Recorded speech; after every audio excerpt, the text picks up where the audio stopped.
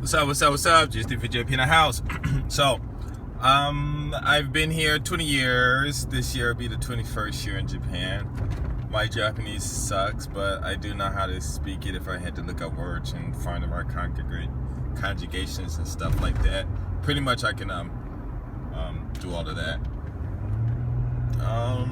As far as my life here, it's fun.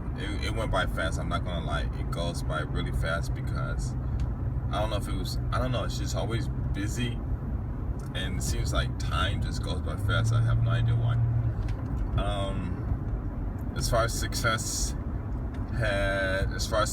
I've been successful here, and I've was able to build up my first Japanese wife's business, not my business, but her business, up to like maybe almost $400,000 a year. And I didn't touch any of the money because I had my own money and stuff. Because I had my own money, so I didn't really have to use it. I didn't really care. Actually, I don't know. When I first came to Japan, I was totally oblivious to Japan. I didn't know really anything about Japan. The first experience I really had about Japan, well, I mean, the country anyway, as far as the language stuff, was in Hawaii. One Japanese American I was working with at this restaurant called Sunset Grill, and she just told me if that has to be Japanese. I was like, no. She said, well, it's easy, just I, A, E, O, U, and those vowel sounds never change. Other than that, that's it, And I was like, she said, just remember that. And I was like, okay. And I wasn't married or anything at that time. And next thing you know, I'm in Japan. I'm like, whoa, what's going on? I was in Hawaii. One day I was standing at a bus stop, and this one Japanese lady was there from Waikiki. I was in Waikiki because my brother finally convinced me to go to Waikiki, because I hadn't been there since I was in in Hawaii. I had no interest in going to Waikiki. The only interest I had in Hawaii was getting out of there, and that was it. Hawaii is a beautiful, beautiful place. Oh God, it's beautiful. My God, it's incredible, especially North Shore. You see those crazy waves, and my youngest brother used to say he used to go swim. Him and his friends would go swim with dolphins and stuff like that. And a lot of my friends, they would go to different islands and go hiking and golfing and all kinds of stuff, And there are a lot of things there. The Hawaiian hula things to go to, and the hula dance. They actually had invented saying what it was actually a war dance, and people were doing it and stuff. And it was funny because I was sitting there, and I was sitting. When he said that, I was like, wow, that's kind of disrespectful. When he said it was a war dance, and I was like, wow, that's kind of disrespectful for people to do the hula dance, and it's a war dance, and it's a tradition and pride and all that stuff. And then when it started, the young guy who was doing it, he said the same thing I said, and I was like, whoa, that was really interesting. But I wasn't really interested in any of those things. I just wanted to get out of Hawaii and go back to LA so I can at least be close to my kids and go back to school. But got married and stuff, and this is how I remember first wife. I was sitting at the bus stop learning Japanese because that one girl I met at the bus stop, not at the bus stop, at the stoplight. She was just looking at me, so I just said hi. And she said hi. She spoke very good English, so we were speaking and went to McDonald's and ate. And then after that, we traded. Well, she gave me a hotel she was in, a room number, and she told me to meet her at a certain time, but I didn't get off of work as early as I thought. So I went to the hotel, and she wasn't there. But she told me she was leaving the next day, which is typical what they usually always say. But I went down. I don't know what happened. I don't know how I did it, but I went down to the station, and not to the station, but to the airport, and I found her. I don't know how I found her. I don't know, but and actually, I think she was in the passport part. So I don't know how I got back there, but I got into a part where I don't think I should have been back there. I don't know. I guess he just let me through. I don't know. It was really weird. But I got there and we talked, and she was kind of surprised, you know, her and her Japanese friends and stuff. And now that I think about it, you know, because she was with some guys and, you know, a group of people, and they were like, oh, Namba and all of this stuff. You know, I could quote unquote say maybe that was it, but it was interesting. I wrote it a couple of times, showed me a couple of times, but you know, that was it. And so that kind of gave me the incentive to learn Japanese. And then plus the one lady that my job, she told me, so that really helped a lot. And then I had another friend, a brother who was in Hawaii, and he had a real nice car, and all he did was, I don't know how me and him hooked up, but all he did was go down to the beach every weekend and back into the Japanese women there. And it was weird because the first time I went down there with him and I was just watching what he was doing, I was kind of laughing because it was kind of funny how they would just sit there and he would just walk up to him and start talking to him in Japanese, and they would just sit there. And it's really interesting because now that I understand, when they're out in Hawaii, you know, they had the bikinis on and stuff, and they'll just sit there with their legs gapped open and everything. They don't care, you know. And I guess in America, I guess when you're with your friends, they do the same thing, you know, you go to the beach and stuff. But it was just kind of interesting, you know, a couple of strangers walk up and they just sitting there casual, you know, and no one's not really scared or anything. And it's like, and that's why I say in Japan, that's why I say in Japan, a lot of guys come out here saying these women are scary, but when they go overseas, you know, they act a whole different thing. So that's why I tell a lot of guys it's a game. And if you, a lot of guys, if you know how they are overseas and you come over here, you'll see the big difference. You know, it's like this big old show and stuff, you know. But you know, it's their game and stuff.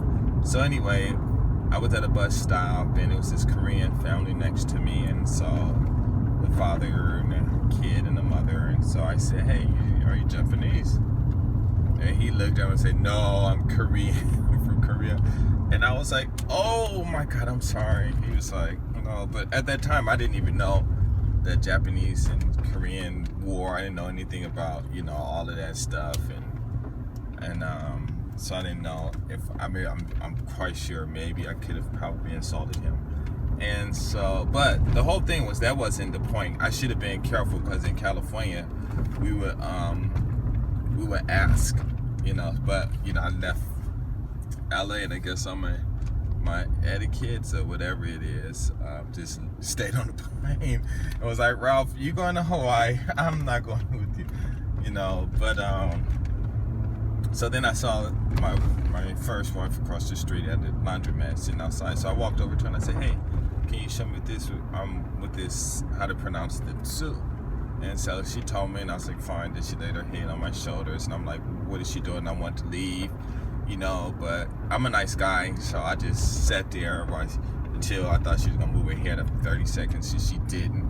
And so we just started talking. Maybe after about a minute or two, she lifted her head, and then we met that night, went out and stuff, and then we just, from there, we just was together.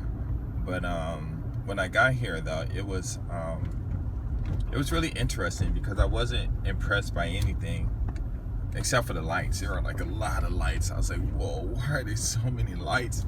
You know, at night. In daytime, you didn't see them. But I knew my way around better at night than I did in the daytime. So during the day, I went on my bike because I had brought me a real nice bike in Hawaii. And I brought it with me, and so I got on it just riding and stuff. And it was funny because it was at night, and they got these parking lots out here, and they just made all kinds of funny ways. And so it was this one drop, maybe about a foot drop or something like that. I didn't see it. It was night, and I thought it was, you know, straight, and instead of uneven, and my front wheel rolled right off of it. I rolled right over. I flipped right over the bike. I landed. I was like, oh, I was hurt. All my arms, my hands, and wrists was hurting and stuff.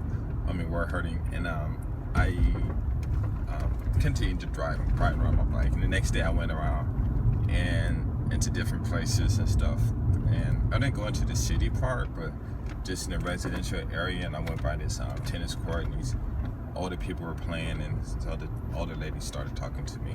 It's like 3 of them. It was fun though. And then finally I made my way to downtown Sakai area, and that was during the daytime, and I had to use what was those called, landmarks to find my way there. And I almost got hit a couple of times because everybody rode on the sidewalk. I rode my bike in the streets, and I think some of the drivers wasn't appreciative of that. But anyway, it was real nice. But I didn't really catch on to the beauty of these women out here, the fashion or anything like that until after I came to I moved to Wakayama. So the first 5 years, the first 2 years I was like really an idiot. I didn't know anything about the love hotels or dating Japanese women because I was still just with my wife only, and I had a lot of opportunities to go out with women and stuff, but I didn't. And the first 2 years, actually all I did was just work, my wife's business, and go play pachinko and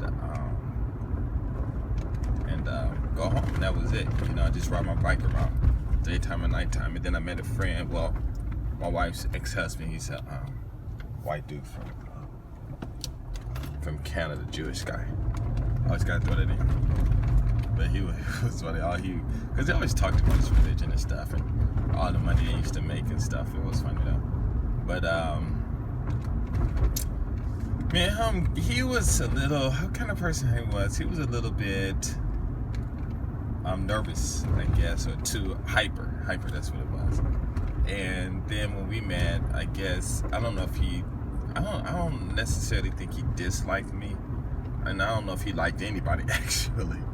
But we would get into it a lot, and it was nothing like an argument or anything like that. It was just we had these discussions, and he would always think he was right, but I won them all, because it was just most likely a lot of stereotypes, and it wasn't nothing about black people, white people, or nothing like that, but it was just a lot of stereotype opinions he had about just all kinds of stuff. So what happened was but we all hung out, it was okay, no problems and stuff, but he was just all about the money. He knew how to make money, but he couldn't save it. So anyway,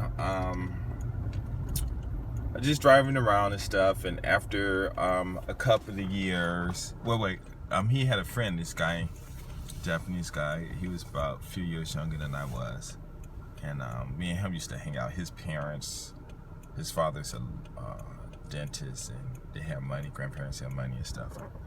His grandmother had money and stuff, and he was a little spoiled, but he was cool. Me and him hung out a lot. Almost every day we met and went and played pool from like 10 or 12 o'clock at night till 6 in the morning, like every day. Then I come home and sleep for a couple of hours, get up and go to work.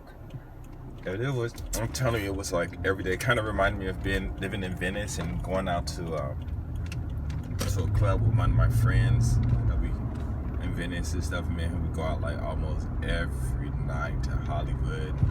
He was like into white girls and stuff, and so we used to always go to those white clubs and stuff. And I just sitting there, but I ain't gonna lie, no girls were fine. I ain't gonna lie. And there was some of them like the punk rock clubs and stuff when it was coming out and stuff. So girls were in the clubs with their lingerie and stuff like that, or like the fishnet kind of clothes and stuff. It was really interesting. But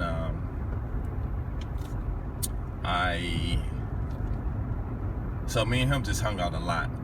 So after about 2 years, right before 2 years, and during the 2 years, actually I met a lot of girls. I didn't have sex with any of them, because like I said, my first 2 years it was just only my wife. I was just in the wife mode, and I met like 2,000 women and stuff like that, and it was really interesting. It was really interesting, the conversations and how they approached me and stuff like that. And I was like, why? I wasn't really worried about so much that they were approaching me or anything like that, because it happened in the States too. That was not a problem. But it was just the number. It was just the frequency. Every day at least 3 women would walk up and talk to me and stuff. So I'm like, all right, fine.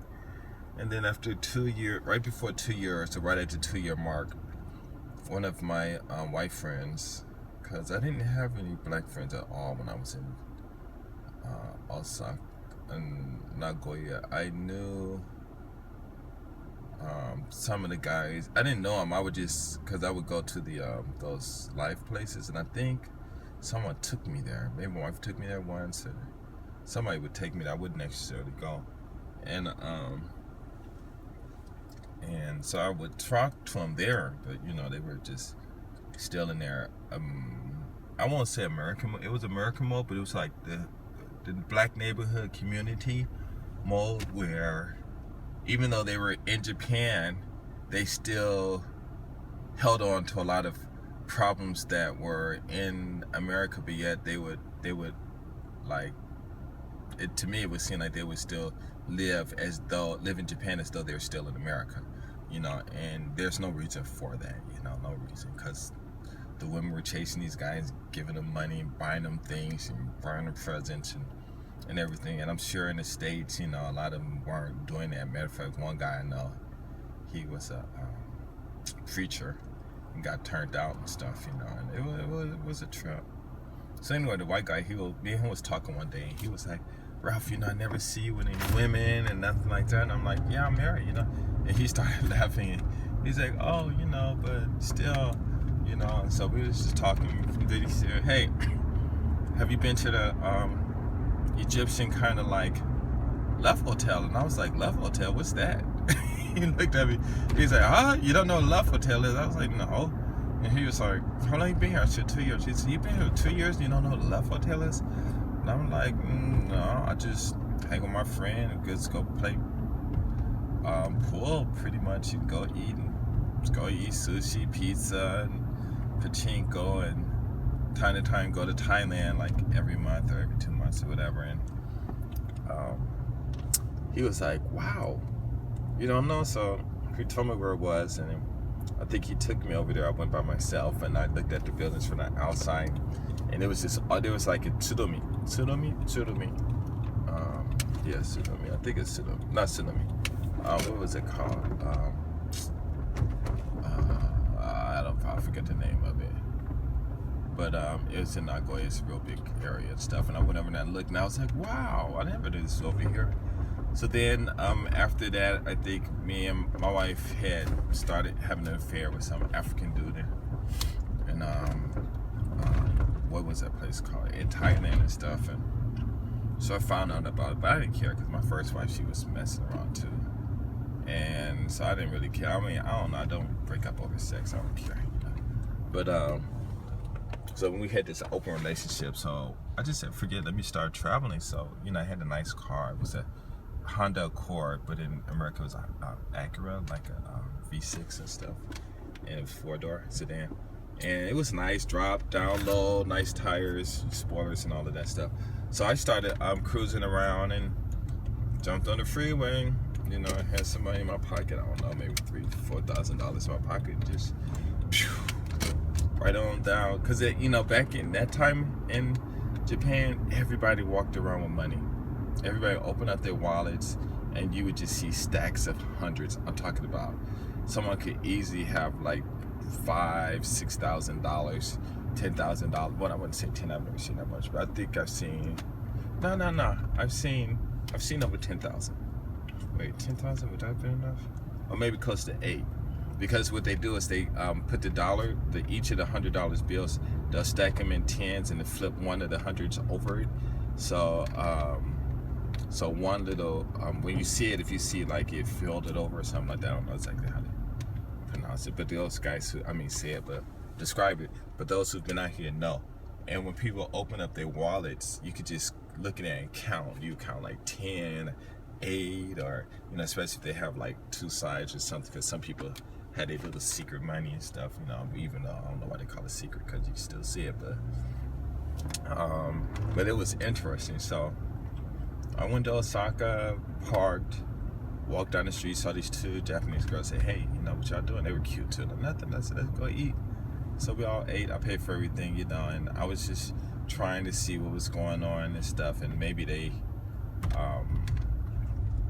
like at that time my game as far as talking to women was like terrible and stuff, because my Japanese was nothing, and I spoke English. They spoke a little English, but it was interesting. So then I was like, yeah, I think I was like right in Namba, but I didn't know. And since Sabashi area, Namba, Minami, but I didn't know. So I'm walking around, and then I met. I went to what's this place called? The Hard Rock Cafe, and that's where the what's there now? The place is called. I can't even think of the place they have. There's this big, not Rapunky Hills, man. I'm tripping. I don't even know the name of it. I want to say Namba Walks or something. I can't believe I don't remember the name of it. But anyways, it's these big old towers and stuff over there. So anyway, that's where it was at. So I walked in there, and it was what was it called? Hard Rock Cafe. And so I sat at the bar, and there was a brother there, and he was one of the really popular brother there. I don't want to say his name though, but man, he was talking and stuff, and he was giving me the rundown about Japan and Osaka and stuff, and I was like, wow, he said, what do you do? And I'm like, I sell jewelry, and I used to wear a lot of jewelry and stuff, and we became good friends, changed numbers and stuff, and then I just kept going there, and then I had a friend also who lived in Osaka. He always went to Nagoya. He said it was the first time he went to Nagoya, that was when we met. So that was like, that must have been like maybe almost 19 years ago. He was a really popular person and stuff, and he invited me to go to Osaka. I didn't go until like after a year and a half, about a year and a half later maybe. And then no. Yeah, maybe that could have been it. And so then when I started going, he said I would always bring a girl down from Osaka Forum, or introduce girls in Nagoya Forum, to him. But I don't know, because after I found out who he really was, like later and stuff, I was thinking like, well, why would he go to Nagoya so late and stuff? But I kind of maybe don't know. But anyway, so I went down there. I went to this club called Sunsplash, and man, that club Sunsplash got a lot of memories for you guys who know about it. It was really interesting. Basically, it was just a club where all blacks went. Doesn't matter what country you're from. The military bros and the African bros used to always fight, from what I heard. The African bros had a lot of game. They had way more game than the brothers did. And so that was another thing. Plus, they spoke the language real very good. So a lot of the brothers, they were just SOL,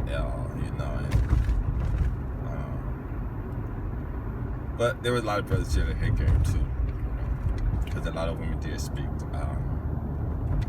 English and stuff. So I'm in the club sitting down. This one Japanese girl come over and start talking to me. She's real fine, real beautiful. Looked just like her sister, nice lips and everything. Straight up, I was like, wow. So we talking and stuff, and then she goes to sit on my lap, and I moved my leg, and she fell right on the ground, bam.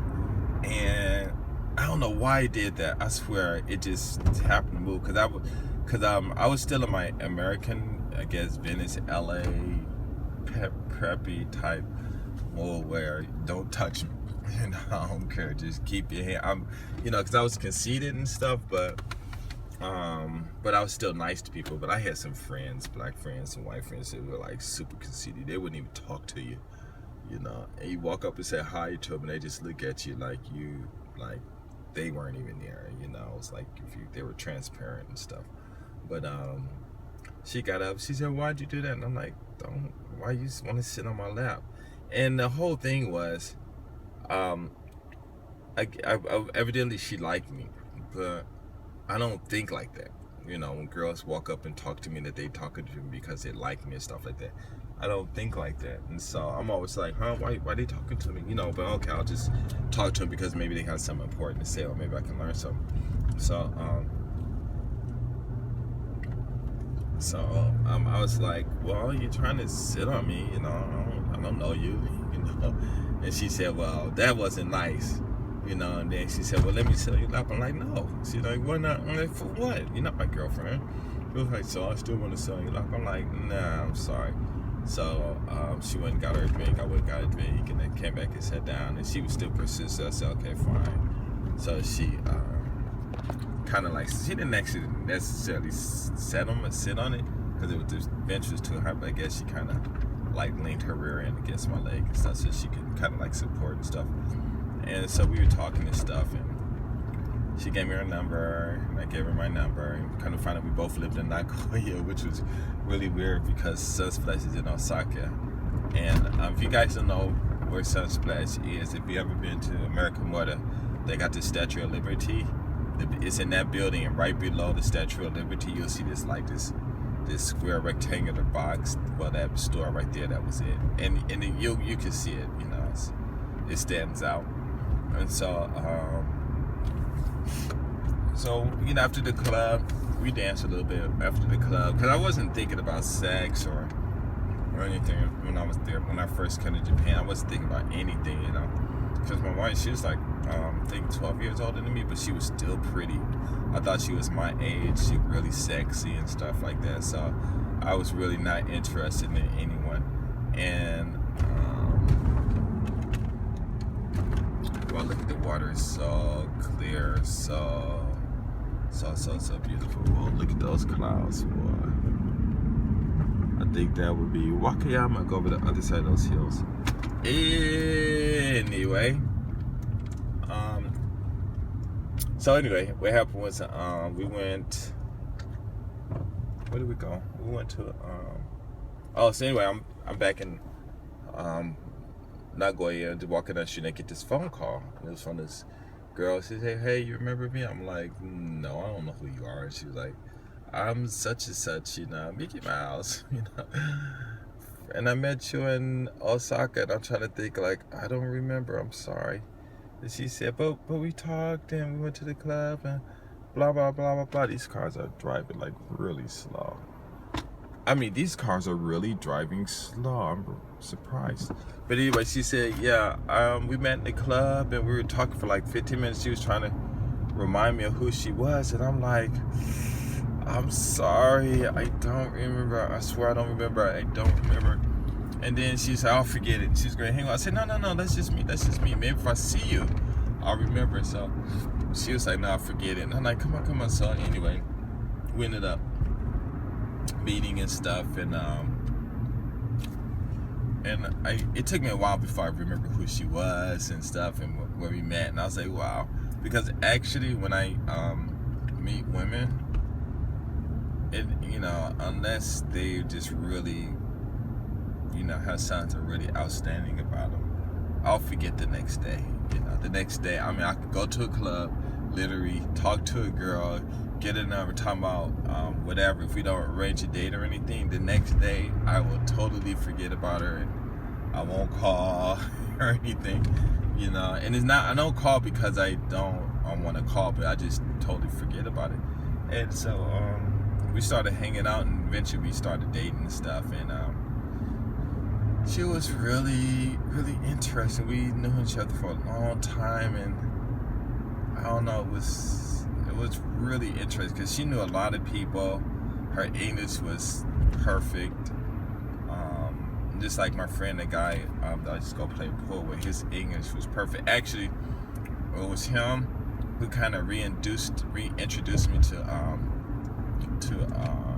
Too Short, because when I was in the States, of course, we all heard Too Short songs and stuff when he came out, but I didn't really buy music or anything. So if I heard it, and then he was like, bitch this, bitch that, and everybody was getting all mad because he was saying that stuff. But I was like, I didn't dislike it or anything like that, and but I just didn't, because I wasn't in that kind of game, it didn't really click, and I didn't have any female friends who fit that category when they were around me, so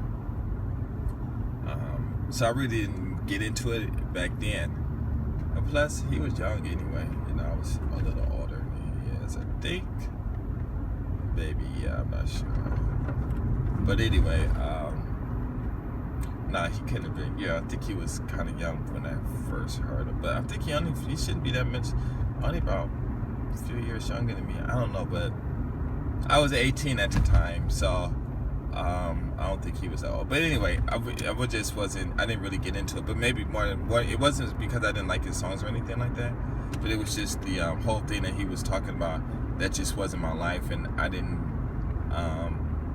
grow up with police problems and things like that. So it just didn't really touch me. But when my friend came out, he was listening to it, and I was like, "Why are you listening to this?" And he was like, "Oh, he went to school in Oakland for 5 years and all kinds of stuff." And I was like, why would you go to America and live in a black neighborhood? I don't understand it. And he was like, because he liked black people and it was real cool and stuff.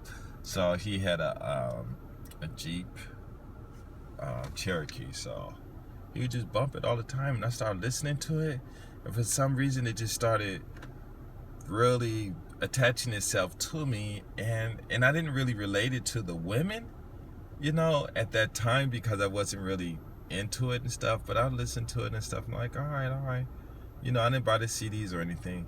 But anyway, after a few years later, then I started understanding what it was. I was like, oh, okay, now I get it. After dealing with these women, I'm like, oh, okay, now I see where I get his music from. His music, the things that he says in his music is the same game these girls run on these guys out here, It's a trip. But me and her dated for a while. She's real beautiful. It was like one time we went to the this big river, Nagara,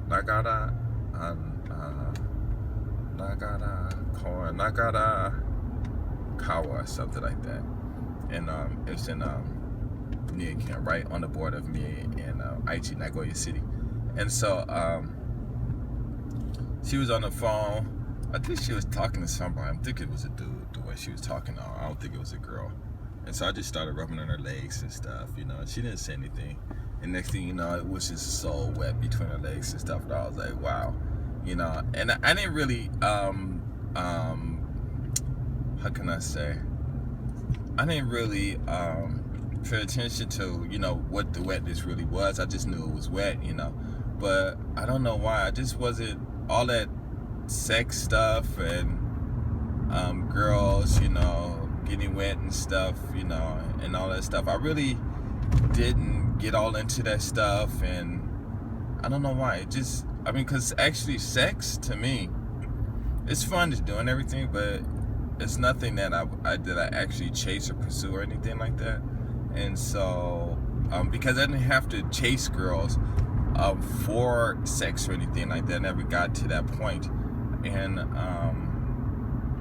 when I was young and stuff, because they always came to me, so it was like, come to me, and a lot of women were like, come on, let's go do this, let's go to bed. I'm like, no, because I was like, why? Because I'm a Christian, because I used to go to Crenshaw Christian Center back in, when I was in high school, back in the 70s, late 70s and stuff, and I was devout Christian and everything, so it took me till I was 20 to actually break away from all this stuff.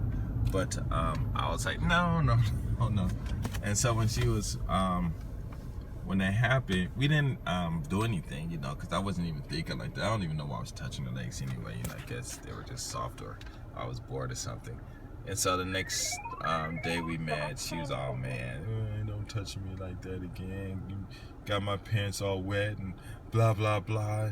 And I swear, I know I'm stupid. Don't get on me, but because now what they doing, these women, and all this fluid popping out of them and squirting out of them and all this stuff. I didn't know anything about that stuff. And so so I was like, it didn't dawn on me for why she got wet. This was till years later. And so I was like, when she said that, I was like, well, I'm thinking to myself, well, it's not my fault you're getting wet like that, And this is what I was thinking, So now that I think, because I was thinking about that, I just laugh and like, oh my God, I was so stupid back there, But then we started dating and stuff, and then when we started dating, she changed up. We started wearing mini skirts and just looking really good, nice and sexy and stuff. We meet like almost every day. And then one day I went to, then that's when my friend, the Japanese guy, actually the Japanese guy I went to play pool with, it was because of him that I actually stayed, that I'm probably still here because me and my wife's going to get divorced. Well, no, we didn't get divorced, but she caught me messing around with some other lady in the house. But, you know, we had an open thing, you know, so I didn't care. You know, I thought she didn't care, but evidently she was. She didn't care because the girl was a little younger. The lady was much younger and stuff. And so she kicked me out the house, and so I went and stayed with one of my... She kicked me out the house. And so I called my friend and said, hey, I'm on my way back to LA. But, you know, I didn't care because I was going to go back to school and stuff. And then I could be a bit closer with my kids and stuff. So then he was like, why? And I was like, oh, because my wife, she's mad because I messed with this lady in the house. And he started laughing, why would you do it in the house? I said, well, she said she don't care. You know, I didn't care what she did. You know, did she do anything in the house? Namba was there, but I don't know. When I'm not there, I don't know what she's doing. I don't care. And he started laughing. I said, no, you can't do that in Japan. It's not like that, you know. So he said, where you at? I said, I'm outside. And he said, what about your stuff? I said, it's outside. He said, well, where's she at? And I'm like, well, she's went to go do something. And she'll be right back. And he was like, okay, wait there, I'll come. He pulled over. He came real quick, put my stuff in his car, called his other friend. He was half Spanish and half Japanese. And I didn't even know the dude. The dude was like, all right, you know, he said, hey, bro, I need a place to stay. Can he stay with you? Dude didn't know me or anything. But I knew his brother, but I didn't know it was his brother. And so he was like, okay, fine. So he told me to put my stuff in his parking lot where he lived at. He said, don't worry, no one's going to touch it. Back then, nobody really didn't touch his stuff. So I just dumped it in the parking lot, you know, nice and neat, and left it there. And went and hung out with my friend and came back at night about maybe 7. The stuff was still there. The guy was there. He was tall, you know, really nice guy, really nice guy.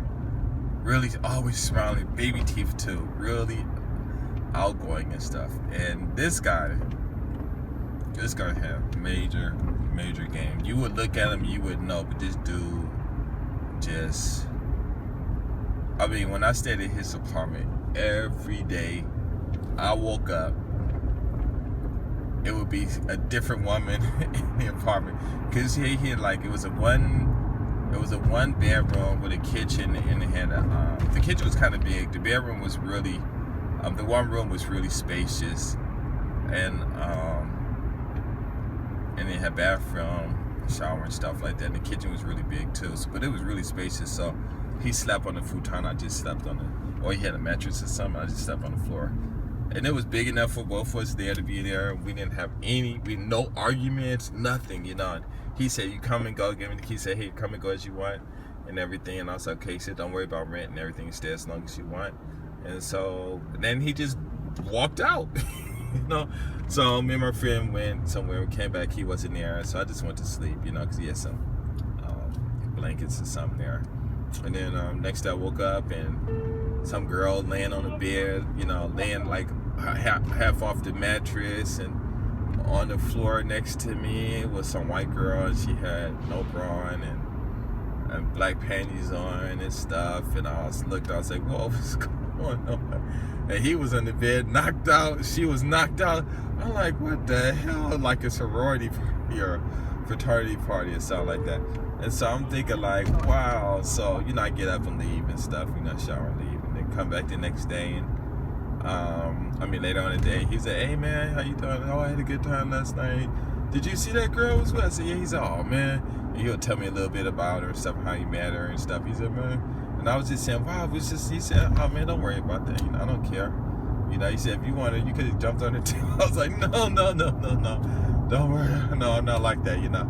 And the first time that happened, I was like, when I was in the military, it was this, some white guy, I can't think of his name. But I was at, it was some base in North Carolina near No Hope Pope. It was a training base, technical base or something like that. Anyway, I went there, and not a technical base, it could have been a fighter base or something like that with jet. What was it called? Those fire airplane jets, but I can't think of the name of that base though. But anyway,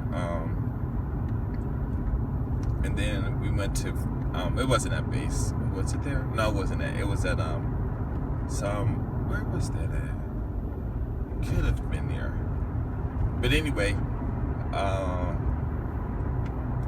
yeah, it was there. I think it was North Carolina, some base out there, Air Force Base.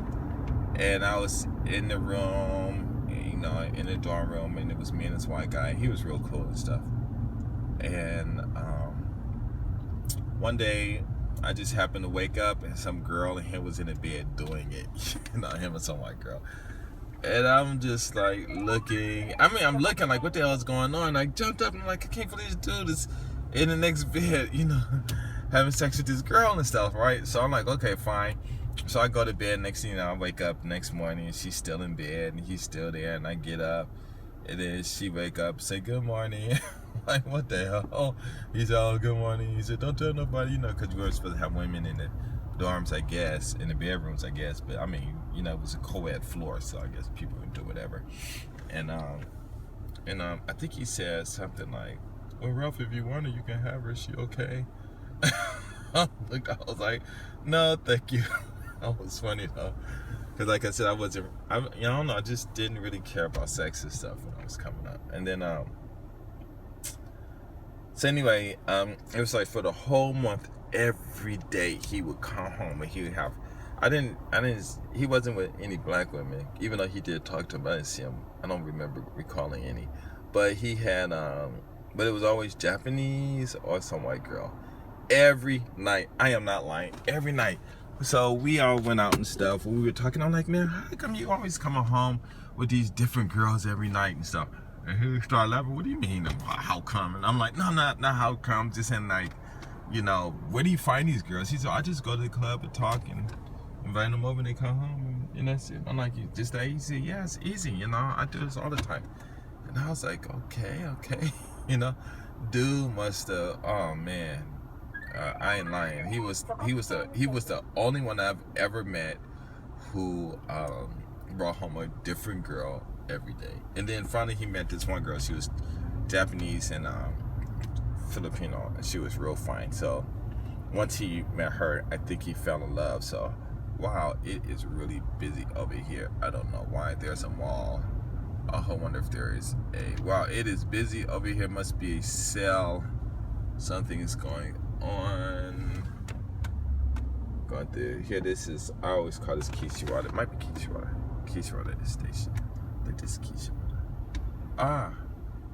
Yeah, it's a park over here. That's where it is. Oh man, I wonder what's going on. I forgot the name of the park though. Ichinomiya, something like that. I don't know. Wow, must be something going on. Because it is cold outside and you see all these people and it is just crazy. So anyway, what happened? But it was really interesting hanging out with him. And then he took me to the Santa Barbara place too. And we used to go there and I saw his interaction. He reminds me of one brother who's out here. I think it's a brother. Yeah, it's a brother I know out here who's really active like that and just fun and giggly. Not gay. I wouldn't say that, but not in a feminine way. And but you know, just manly. The dude was I guess what you want to call a man's man. Actually, I don't even know what a man's man's supposed to be because I don't know. But I guess he was like that kind of a male that got little kids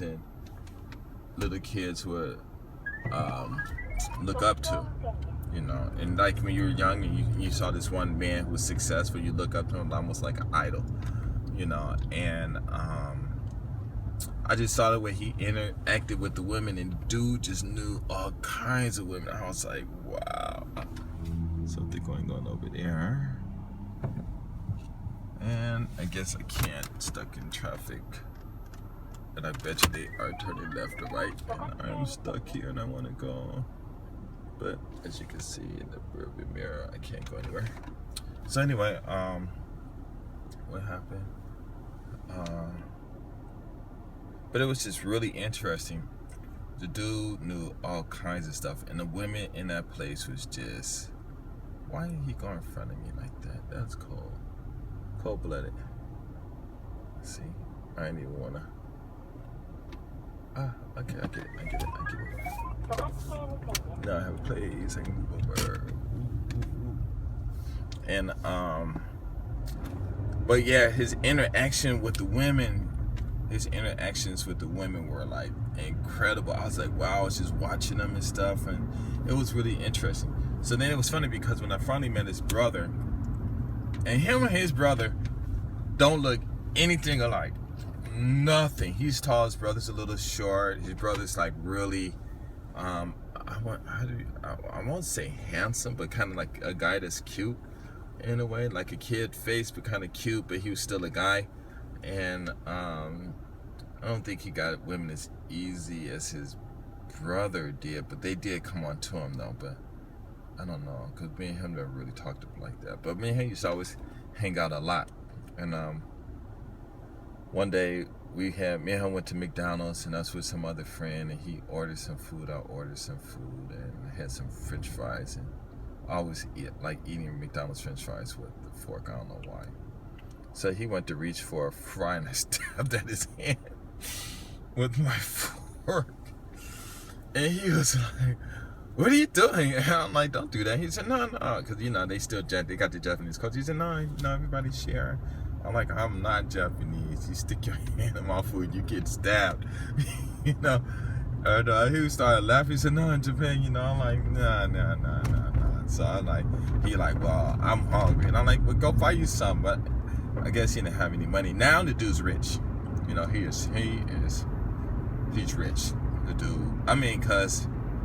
Let me jump off the fries, get into the business part. He started getting into a lot of stuff, money-wise, and I think he told me about it, and it was just really interesting. There's a place called Shooters in Nagoya, and the owner of the place, I want to say it's Steve, but I don't know if it's Steve, something like that. I forget his name. But I used to work in Santa Barbara, and in Santa Barbara, and his Shooters were like rivals. Santa Barbara was really big and stuff. Shooters was like really small. So I heard about it. So I finally went over there and ate, and I guess he knew me, and maybe his staff knew me from Santa Barbara, because I was like the most popular bartender there because I was a good server. I wasn't popular as in people popular, because some of the people there, they probably didn't like me and stuff. I don't know if it's racist or not. I don't ever look at it like that. I just look at it as ignorance and stuff. But I had problems with a lot of people, the cooks and stuff, and they just saw me and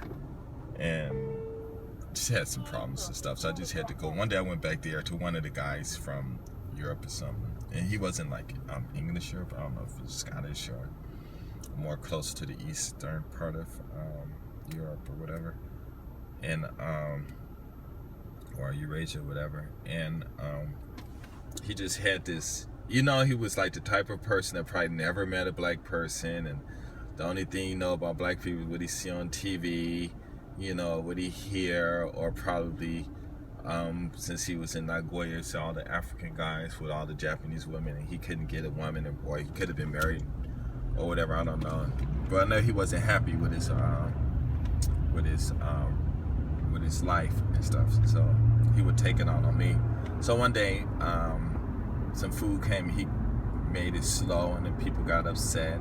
So when I finally brought it, I said, "Why are you making these orders slow?" And he said, "Well, blah, blah, blah." And I guess he kind of made it because I was the waiter, and I guess he wanted to make it slow so I can get in trouble or something like that. I'm just speculating now. And she was like, "Well, I just don't like you." I looked at him, and I was like, "So that's not what I asked. I asked you, why you making this food so slow?" He said, "Because I don't like you." And the manager had came back there too. And actually, there are a lot of Jewish people in Japan, and maybe it could have been from what Japan did and during the World War II, I'm not sure, but there are a lot of Jewish people here. I'm really surprised. And anyway,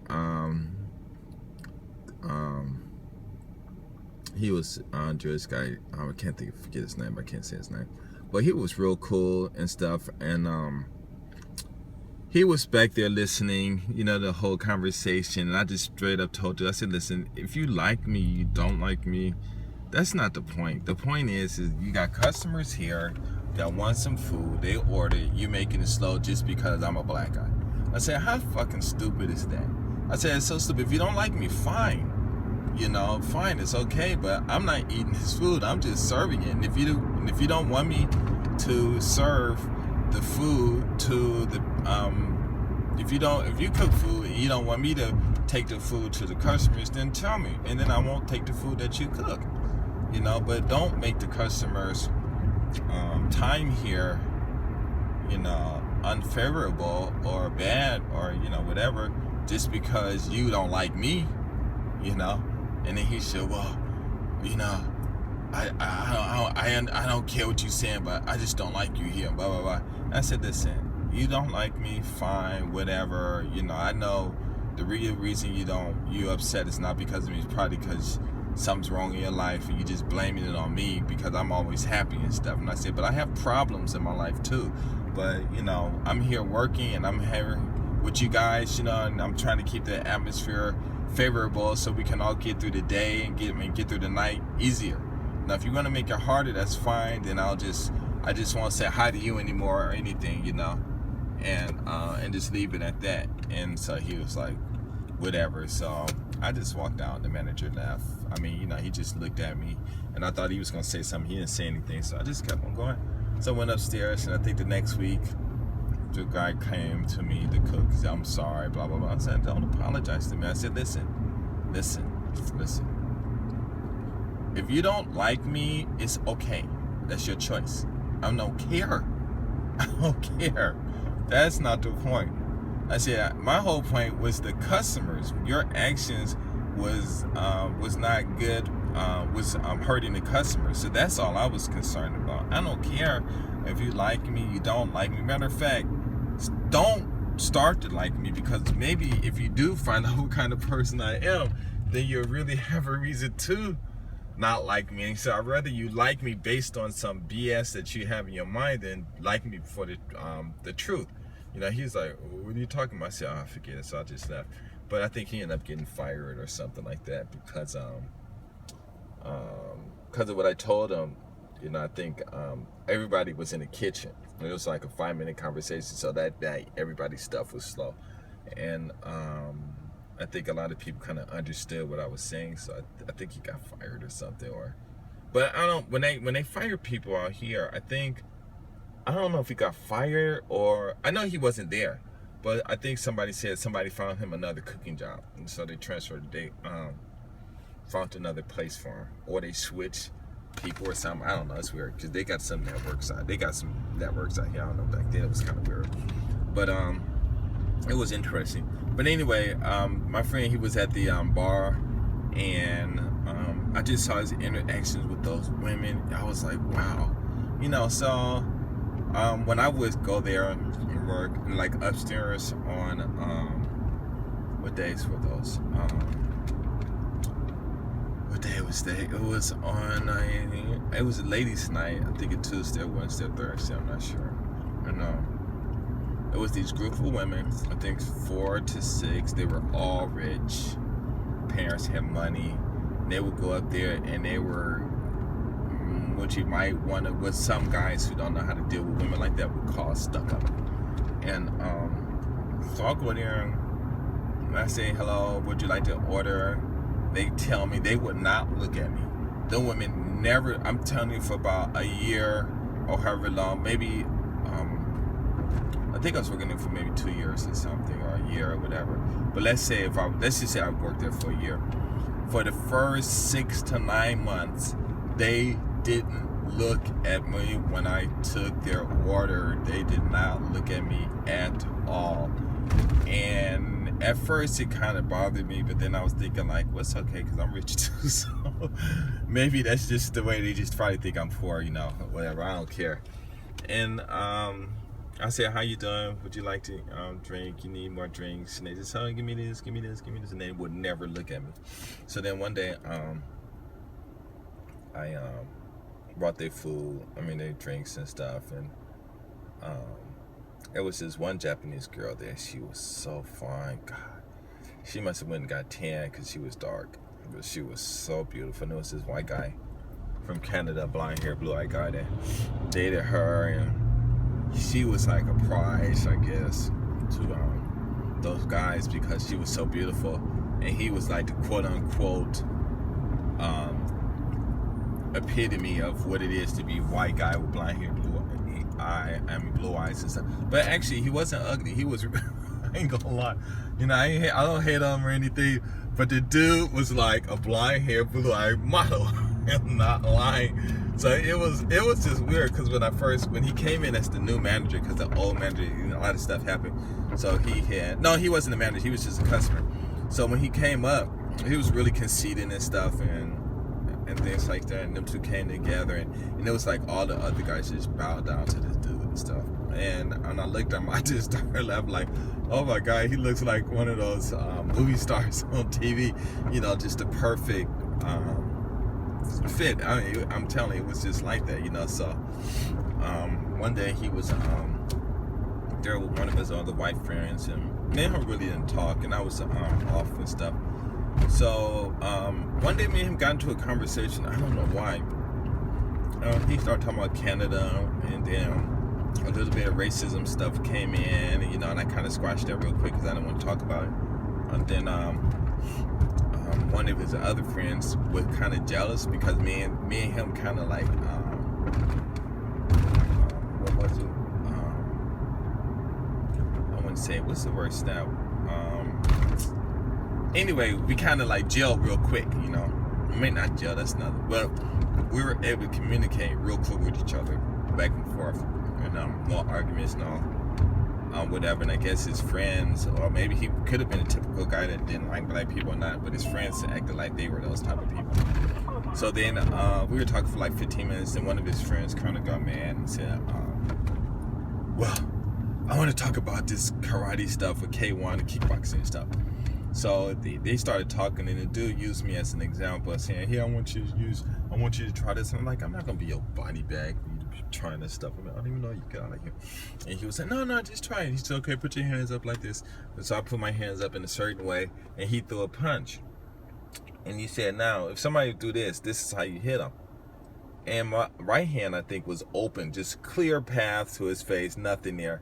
And I'm like, "That's stupid." And he said, "Why is it stupid? What would you do?" And I slapped him in the back of his head while I was in front of it. I said, "Look, my hand is right here. You know, there's nothing blocking it, you know, so I don't know, why would you do that?" And then everyone started laughing. The dude got mad and stuff. But I guess when I did that, his girlfriend must have been there. And one day she came to me and she was like, "Ralph, you know, I want to talk to my boyfriend. I want to break away and let him know, but I'm so scared," because I guess the dude used to punch on her or something like that. I'm squealing. But anyway, but he treated her real bad and stuff. And so she said the next time she's here and he's here, she wanted to be our bodyguard to talk to him. Now check this out. Me and her never spoke. We never spoke.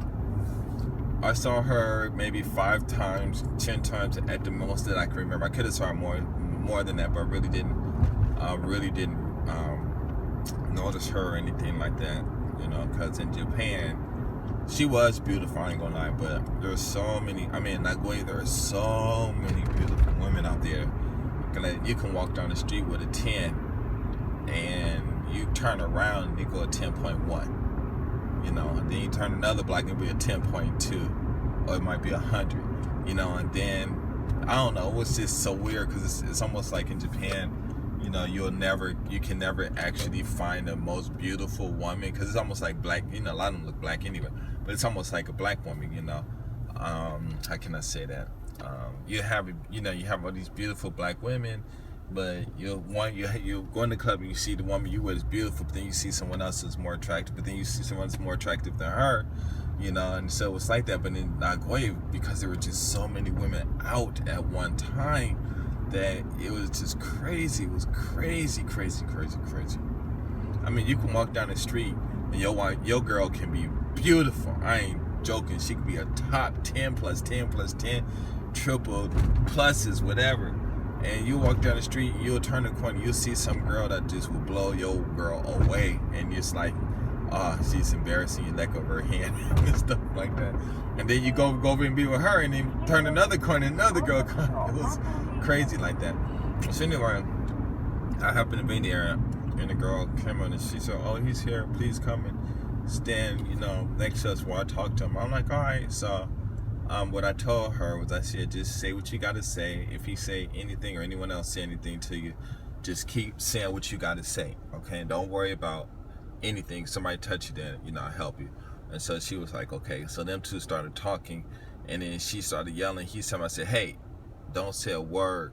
Just listen to what she got to say. Who are you? I said, hey, either you listen to her, or I'm gonna kick your ass, And I don't know if he knew karate or whatever. I don't know, but I just said that, he just listened. And she just went off on him for about, I don't know how long. It was right upstairs. It was busy and stuff, and she just went off on him. And then one of his friends, that got the kickboxing friend that was talking to martial arts, he was there, and he was holding her face. He was like in her, like on her left side. And he was like, who the hell you think you are, bitch? And blah, blah, blah, bitch. And blah, little short white dude. Blah, blah, blah, blah, blah. And he was just talking shit, And I didn't say anything to him. And she just ignored him, but he was right in her ear. I ain't lying. Just talking shit. And then when she finished, and I didn't say anything too, because I wanted her to finish what she had to say to her boyfriend. And she just stood there and listened. Then when she finished, she said, okay, thank you. And I said, okay. We both walked away. We just totally ignored the other dude that was talking shit. And then some of our other friends were like, wow, what happened there? And I said, well, she wanted me to be her bodyguard, so she had to tell him something. I don't know if they broke up or whatever. I think later on they did, but I don't know if they broke up that time. They could have, but I'm not sure. But anyway, they were like, wow. And his friends didn't do anything to you? And I'm like, no, why? Just conversation. But if you guys would have saw it, if any of you guys would have saw that, y'all been like, man, listen, punch her out. Would have jumped me and stuff. But I don't know, it's just weird. And so one day, like a month after that or so, I came in and went upstairs, and she was there with her mother and father, and she came over and grabbed me and said, oh, Ralph, thank you. I'm so happy we broke up. And but I don't know if it was that same day or later, but by that time they had broke up. And she said she told her mother and father what I did, and so she introduced me to them, but they didn't speak any English. My Japanese was terrible. And so she translated. They were like, thank you. You so good. My daughter needs a man like you in her life to marry, blah, blah, blah. And I'm like, oh, no, I'm married already, and da-da-da-da-da. And at that time, I wasn't messing around with anyone anyway. Just my wife, for the whole first 2 years, nothing. And so, it was just weird, though. But that center...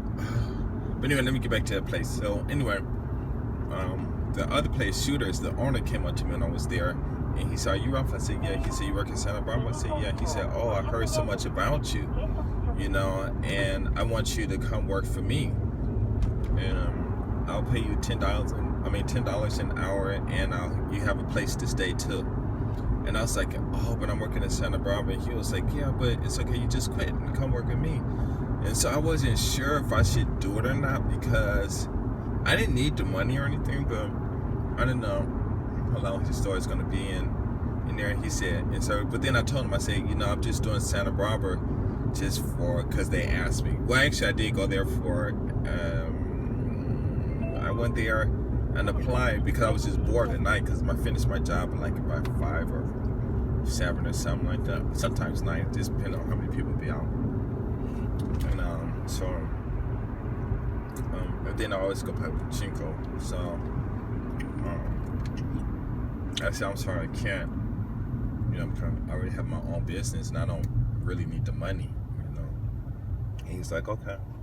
Next thing you know, Santa Barbara filled it, and he moved to where he's at now and got into financing. And I think before that, I don't know if it was him or someone, I think it was him though, and some other foreign people that got into buying buildings or something, or financing ways where foreigners can live. These apartments next to the Nagoya station. I think they were Orange or something. And mostly foreigners live there. And they got into real estate and made millions. And I was like, wow, because I think somebody even told me I should try to get in with them. And I think it was my best friend, the guy that let me stay at his house. He ended up being my best friend, second best friend. The guy that introduced me was my first best friend in Japan. And so I think it was him or something. But anyway, they were always telling me about business things, but I just never did anything with them. And then one day we were talking, and I must have said something about his little brother, because when me and him first met, though, he was what was he? He was really conceited. Oh my God, he was bad. I mean, he was but he was young, but he was, like I said, he was cute. The women were just all on him, and he knew. I don't know if he was getting these girls, but he had a lot of the girls just all on him and stuff, because he was really attractive. He kind of looked like Ricky Ricardo. I ain't lying. He looked like a young Ricky Ricardo, but he was really like, and I'm talking like if he was my kid, just cute, and women was just all on him, and the guys were jealous, and he was loudmouth and just young, just being free, and somebody said something to him, and he just probably didn't know how to register right, and first thing came out of his mouth, and he would always almost get into a lot of fights, but nobody hit him because his face was really that cute. It reminds me of it was this what is it called, MMA kind of like mixed martial fighting, where they would go around and find these bullies who would bully people. Well, somebody would you would have like some people would like, okay, it was just two white guys. One was adopted, one was taller, one was shorter. The tall one was really handsome and stuff like that, and he would always beat up on the little one. And so the little one called into that place, and they made arrangements so the big one could fight a professional mixed martial artist. But when they was fighting, the mixed martial artist person didn't go hard on the guy, because the guy had one of those cute faces, a handsome face, where he didn't want to scar the guy's face or hit him in the face. So the guy was winning a lot of matches, and the owner finally realized, the guy who was narrating or whatever, finally realized what was going on. The guy didn't want to injure the other dude because of his looks and stuff, and so they said, okay, they stopped it. But because the guy was so easily, because he could beat up his younger brother because he was smaller so easily, but when he matched up with someone his own weight and he couldn't push him around so easily, just they cut it in time, but it was enough for him to learn to respect people, because there was always someone out there that he probably couldn't handle and stuff. But it was almost like that. So one day I walked in, there was this big old fight, argument, and blah blah blah, and I'm just watching, and all these white guys just yelling at him, and he's yelling at everyone, and he's all by himself, right? And my second best friend, he was an older brother. He wasn't there, because if he was there, he would have kicked them dudes' asses, because he fucked with his brother or his sister. He did not hesitate. He would grab something and hit you inside your head. Bam! You look kind of funny. Bam! It was just like that. So, so with the big fight and stuff, one day I was coming up the stairs, and he was coming down the stairs, and I didn't move, I guess the way he wanted me to move. He said, why don't you just get out of my way? And I'm like, who are you talking to? He's like, just get out of my way, bro. I'm like, who do you think you're talking to?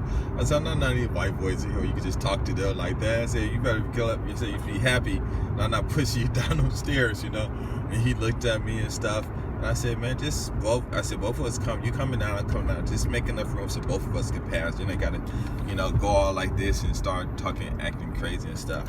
And then I think the next time I went up there, I saw him sitting down by himself, and he got into it with someone, and these guys were just really getting in him, and I could see how the pressure was getting to him, because it was funny, because all of a sudden he did look a little older. It was a few years though, but he just kind of aged a little too quick.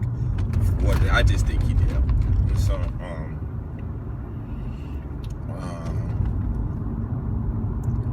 what happened? So something happened. He was fighting with these guys and something, so I jumped in. I said, listen, you guys, I said, he's only a kid. He's 22 or 21 or something like that. He's not a kid. I said, yeah, but maybe by age, but his accent, you can tell. I said, little, he just talking crap. Maybe he's doing it because you guys keep fucking with him and stuff. So just leave him alone. Well, who you think you are? I said, listen, I am not him.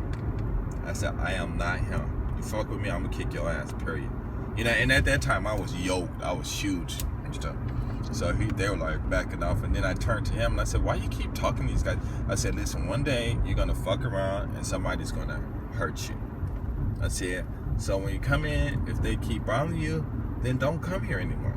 Otherwise you come here and you just chill, because I said, the way you're acting really isn't wrong, but a lot of guys are they're gonna see how you're acting. It's gonna rub them the wrong way, and that's their problem. But still, because you're always here by yourself, and I'm sure the other white guys think, oh, but you might not help you, because he wasn't technically white, since he was still Japanese. He was mixed and stuff, you know. So the white guys probably would just look at him, you know, as I guess a colored person or whatever, you know. And I don't know, colored person of color, I should say. And after that, me and him became real good friends. And then me and his brother, I was staying at his brother's house before I knew that them two were brothers. And then one day I was talking to his older brother, and I kind of mentioned him, and he said, oh, that sounds like my brother. You know, and thank goodness I didn't say anything bad. Not that I would have, but. And then I said, really? He said, yeah. Next thing you know, we all three of us, man. I'm like, you two are brothers? And he said, yeah. I said, oh, I know you, but I knew both of them, but they didn't know I knew both of them and stuff, you know. And so the three of us hung out a few times and stuff. And then his sister got older, and it was real. He had a real cool family, him and his sister and his brother, and they were real cool and stuff. And then one day, of course, the sister gets older and stuff, and she's 18 or 19 in the club, and then he was in the same club, and I saw she was kissing on some dude. And he walked right, and I told her, I said, yo, man, your sister kissing on some dude, which was wrong, but, you know, I didn't appreciate that either. And it was a Brazilian guy that she was kissing. Not that I have anything against him, but, you know, just giving everybody just, you know, descriptions and stuff.